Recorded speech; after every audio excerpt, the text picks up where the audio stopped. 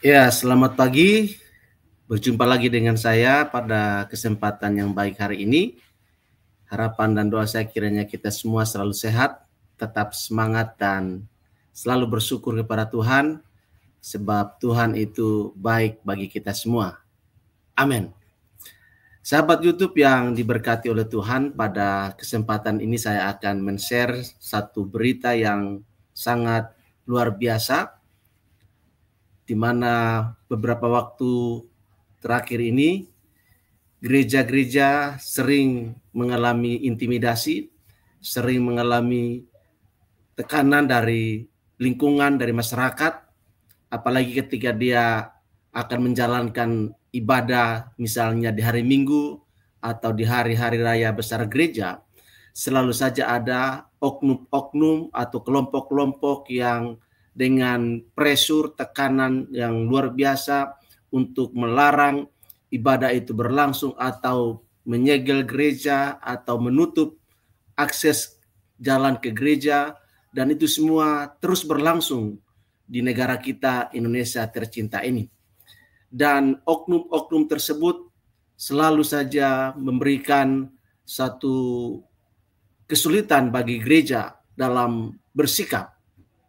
Tetapi ada satu kesaksian yang disampaikan oleh salah seorang pendeta yang melayani di satu daerah di Aceh, ya, di mana ketika mereka akan melakukan ibadah, ada oknum-oknum, ada kelompok-kelompok yang datang untuk menyerang mereka atau melarang mereka beribadah.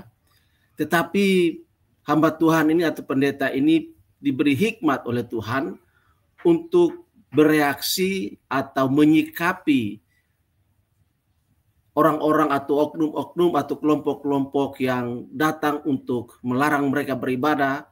Pendeta ini dengan tenang, dengan sikap yang elegan, sikap yang tetap menghormati orang lain, dan oknum-oknum yang melarang mereka beribadah justru selang beberapa waktu kemudian mereka atau oknum-oknum tersebut meninggal dunia.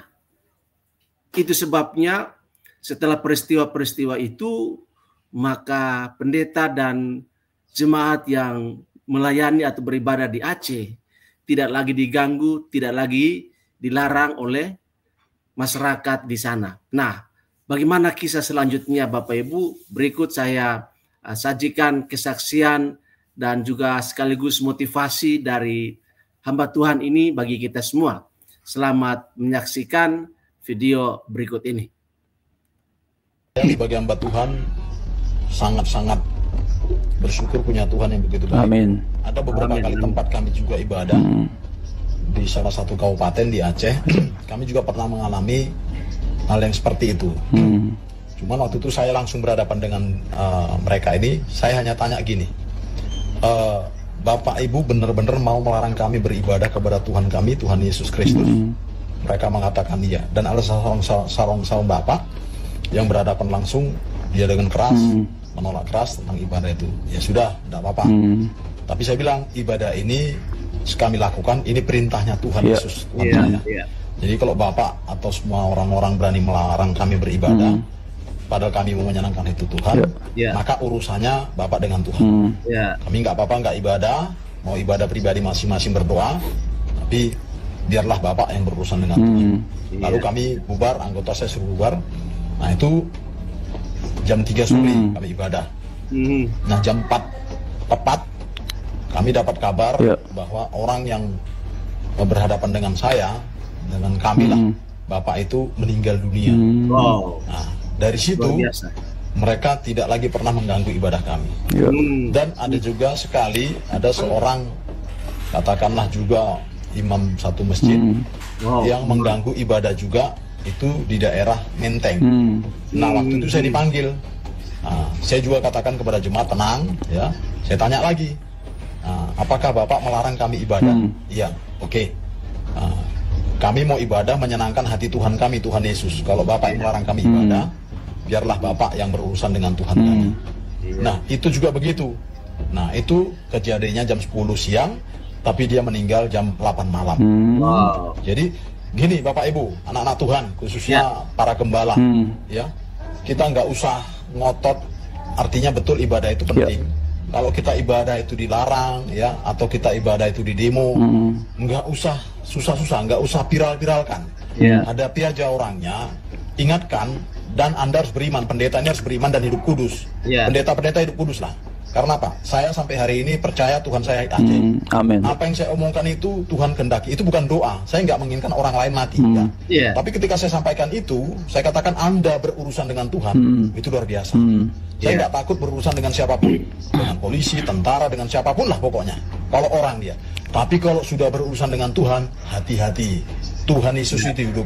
Jadi kalau ibadahmu, gerejamu ditolak, tidak boleh ibadah, nggak usah ribut, nggak usah viralkan. Hadapi orang itu dan tanya, apakah Bapak melarang kami beribadah menyenangkan hati Tuhan kami, Tuhan Yesus? Kalau dia katakan iya, biarlah Bapak berurusan dengan Tuhan. Biar Tuhan yang urus. Setelah kejadian itu, lihatlah, pasti ada hal yang luar biasa. Nggak usah ribut-ribut, nggak usah ribut-ribut.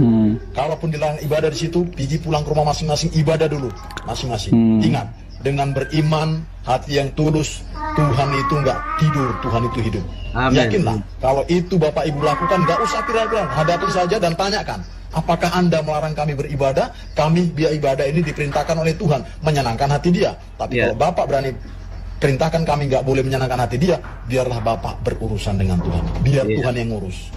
Dan berapa kejadian?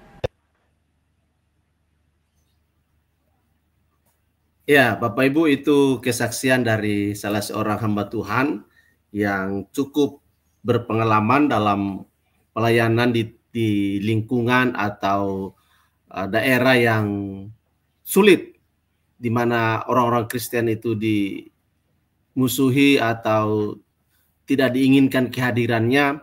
Bahkan ketika mereka mau beribadah saja, mereka menghadapi orang-orang atau oknum-oknum, kelompok-kelompok yang berusaha untuk menghambat, membuat mereka tidak bisa beribadah dengan nyaman.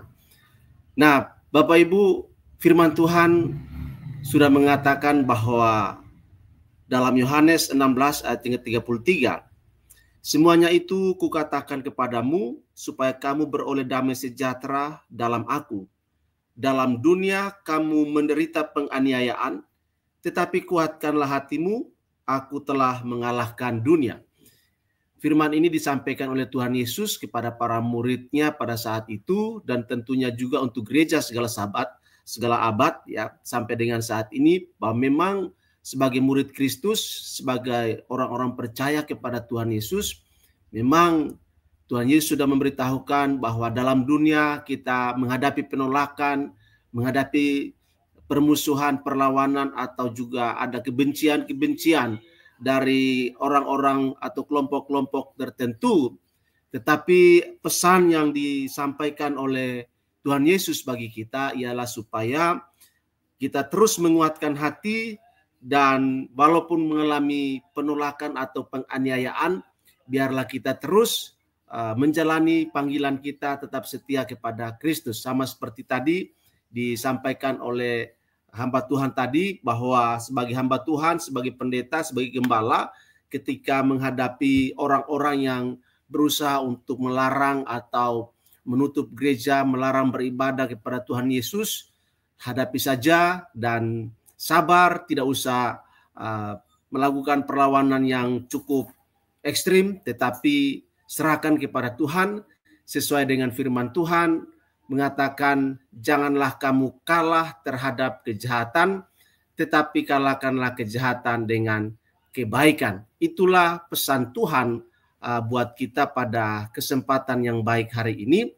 Kiranya firman Tuhan dan juga kesaksian yang sudah disampaikan oleh seorang hamba Tuhan yang melayani di Aceh boleh memberi inspirasi dan motivasi bagi kita dalam menghadapi penolakan, perlawanan, permusuhan dari kelompok-kelompok atau oknum-oknum intoleran dalam tugas panggilan kita di tengah-tengah dunia ini. Semoga video ini boleh bermanfaat dan menjadi berkat bagi kita semua. Demikian sahabat YouTube yang bisa saya share pada kesempatan ini, dan tetap semangat jaga relasi sosial kita dengan baik, dan tetaplah setia melayani Tuhan apapun yang terjadi. Tuhan Yesus berkati, dan shalom untuk kita semua. Amin.